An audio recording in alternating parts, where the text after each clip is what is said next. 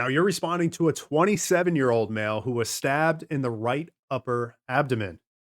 They're restless, cool, clammy, blood pressure 88 over 60, heart rate of 124. What's the best treatment? Would you say A, cover the wound with an occlusive dressing, provide fluids and rapid transport? B, apply moist sterile dressings, provide fluids and rapid transport? C, pack the wound to control bleeding, provide fluids and rapid transport? Or D, apply a dry sterile dressings, provide fluids and rapid transport? Now, I think we can all agree giving fluids and rapid transport is something we are going to be doing on this patient, saying that they are decompensating with a blood pressure of 88 over 60. But the real question is, how are we controlling the wound? We have four different options here. Now, the first thing that I want to say on abdominal wounds, especially with penetrating trauma, is there organs present? Remember that. Is there anything sticking out of the abdomen?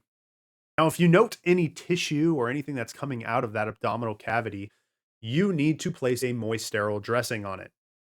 Remember that. This is known as an evisceration. Whenever there's penetrating trauma to the abdomen, remember your abdominal contents are stuck in this peritoneal cavity, and that's like under pressure because there's a lot of stuff in there. So when there is an opening to that abdominal wall, things start to protrude out. So if you see anything coming out of the hole, go ahead and put moist dressing on it. Some of you might say that, hey, we should be putting an occlusive dressing on this. And I would say that you are right if that stab wound went up through the chest cavity as well. And now we see that this wound is a sucking wound. Remember, sucking wounds have to be pretty large. All we know is that this person got stabbed in the abdomen. So because of that, us needing to put an occlusive dressing on this wound is just not needed.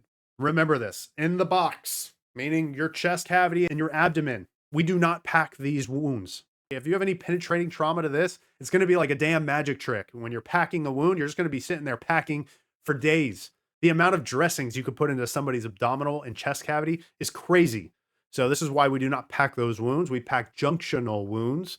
In this test question, the best answer is going to be apply dry, sterile dressings because they didn't say anything about organs protruding. And then we're going to provide fluids and rapid transport. Answer is D.